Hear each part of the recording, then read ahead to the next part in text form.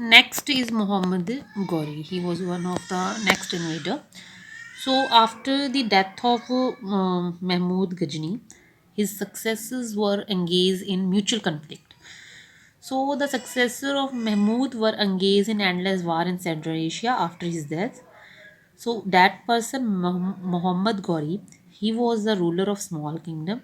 He conquered Ghazni in 1173. So he occupied the Ghazni after his death. So after 150 years of Mahmud invention, so after that year, Mahmud of Ghur, he was a uh, ruler of Ghur, clear, one of the Afghanistan city. So he attacked India, and this laid the foundation of Turko-Afghan rule in India. So during his attack, when he attacked India after 150 years of Mahmud Ghazni's invention, during that time, five Rajput kingdoms were in power. So just learn the name of that five Rajput kingdoms. One is Rathod, Solankis, Chandelas, Parmars, and Chauhans. So five rulers were there during that time. Clear? So Mahmud Ghori, first he took Multan. He captured Multan in 1175. Next he moved to Gujarat and also occupied Gujarat also. After Multan and Gujarat, he defeated Solankis also. So after defeated of these three, Rathod, Solankis, then he put his eyes on Rajputs. Clear? Which Rajputs? Prithviraj Chauhan Rajputs, ruler of Delhi and Ajmer.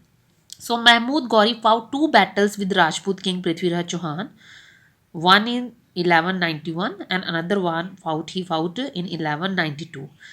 In first war, 1191, that war known as First Battle of Tarain, as it took over the place Tarain. Clear? Next, 1192, next Battle of Tarain, second Battle of Tarain.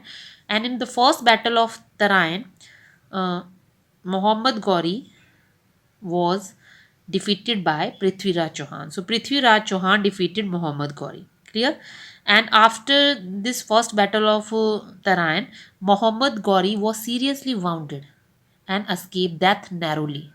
So he went back to his country, but he did not lose his hope. And again in next year, in 1192, he attacked again. Clear?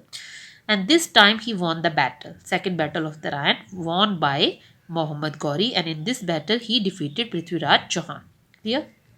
After that, 1194, he defeated the Raja Jayachand of Kannauj also.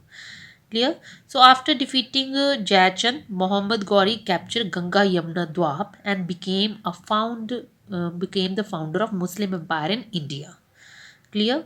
So some of the reasons written in next paragraph, that why, which reasons were responsible for the success of Turkish and the defeat of Muhammad Ghori. So first most reason written here, that is Rajput lacked unity, as it is written in this paragraph that when Prithviraj Chauhan asked to Raja Jayachand to fight together, that when he asked for appeal to fight together, he refuses the appeal. Clear? So they refuses he appeal, as they were not united.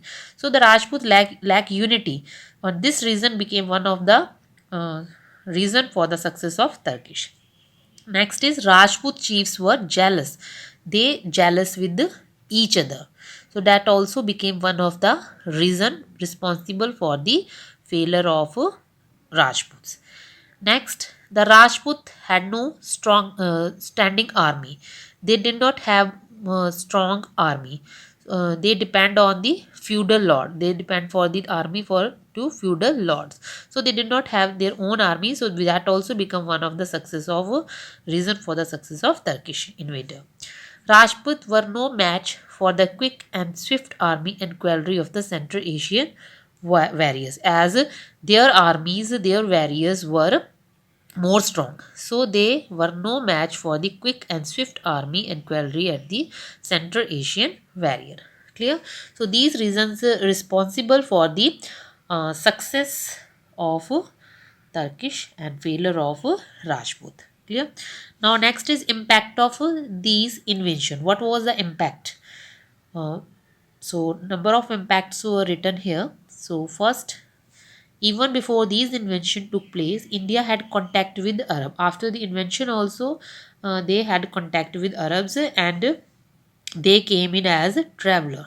Clear? In Baghdad could be found book on Indian mathematics and astronomy. We can find the books of India over Arab. Clear? So they had a contact with the Arab. Okay. So next is uh, these inventions brought about exchange of culture and composite culture emerged. Clear? So they made contact with each other. Indians had influenced on Arab and Arab had influence on Indians. So this was clearly visible in various forms of art, architecture, food, dress, music, and language. Clear? So next is these invention open the door for of the Indian subcontinent to migration of people from foreign lands, as number of peoples known about the way from where the Turks came to India. So it became the chance for others also to come enter into the Indian territory. Clear? So these were the main effect or consequences of the invention of Turks. Clear? So hope all whole chapter understood by you. Here some chronology written there. So try to learn each that come in your paper. Clear? Thank you.